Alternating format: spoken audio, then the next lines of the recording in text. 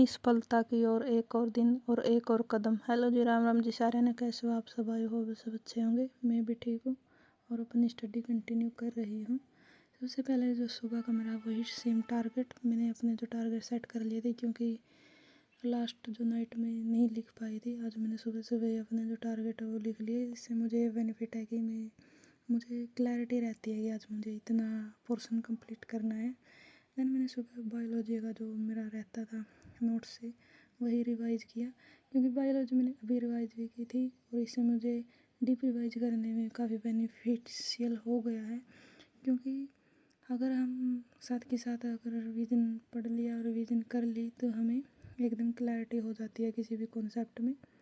इससे मैंने मैराथन भी स्टार्ट की हुई है और मैराथन मेरा आज का जो मेजर काम है, मेरा जो टारगेट है, मैं सोच रही हूँ कि जितनी भी मैराथन है, मैं जिस चैनल को फॉलो कर रही हूँ, बायोलॉजी की आज कंप्लीट कर दूँ।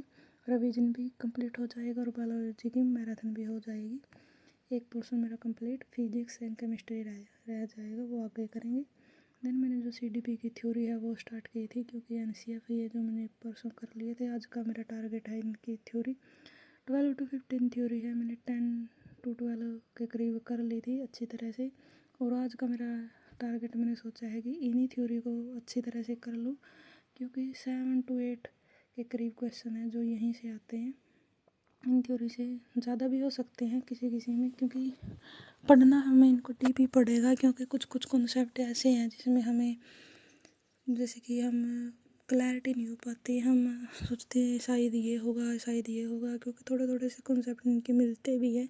इसलिए हमें हर एक कॉन्सेप्ट की क्लैरिटी होना बहुत ज़रूरी है। क्लैरिटी के लिए ही मैं आज इसको एक दिन और दे रही हूँ।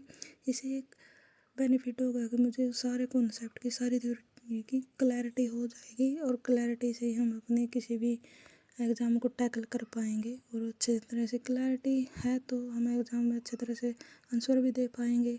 नहीं तो हम पजल हो जाते हैं, जैसे कि पिछले बार एग्ज़ाम में मैं भी पजल हुई थी। काफ़ी जो शब्द ऐसे हैं, जैसे कि मॉडलिंग, इसमें मॉडलिंग शब्द दिया हुआ है। मॉडलिंग से ये पूछ लिया कि ये मॉडलिंग किसने दिया है। अगर हम डीप पढ़ा हुआ है और क्लैरिटी है तभी इसका आंसर दे पाएंगे, ऐसे तो हम दे नहीं पाएंगे।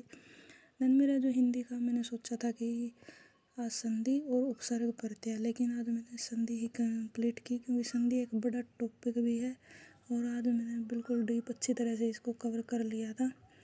इससे मुझे ये बेनिफिट हुआ कि इसमें जैसे कि वर्तनी भी कुछ क्वेश्चन की मैंने की है, क्योंकि संधि में एक मेजर रोल वर्तनी का भी है। क्योंकि अगर हम संधि तो बना देते हैं, लेकिन संधि विच्छेद आ जाए उसमें वर्तनी का एक मेजर रोल रहता है, क्योंकि जो मात्राएं हैं वो चेंज होती रहती है। इसलिए हमें कभी भी संधि विच्छेद करें तो सबसे पहले उसका जो शुद्ध रूप है वो याद होना ज़रूरी है, क्योंकि शुद्ध रूप से ही संधि विच्छेद होगा। क्योंकि छोटा ऊ की मात्रा वो बड़ा ऊ में बदल सकती है, छोटी बड़ी में हो सकती है। ऐसे ही हमें क्लैरिटी हर एक वर्ड की होना ज़रूरी है। अब मैंने अच्छी तरह से संधि को रिवाइज कर लिया था। देन मेरा जो रीजनिंग का, मैंने डेली एक टॉपिक ही सोचा है, क्योंकि एक टॉपिक से ये है कि ज़्यादा तो है नहीं, बस 10-12 टॉपिक है, डेली एक करूँगी तो मेरा हो जाएगा।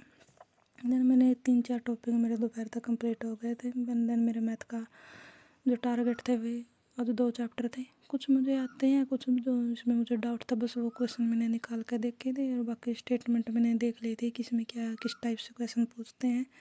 आज के मेरे यही टारगेट थे। शाम के टाइम मैंने मैराथन कंप्लीट थी और हरियाणा जीके के 2 चैप्टर मैंने आज कंप्लीट कर दिए थे। वो वीडियो में शूट कर नहीं पाई।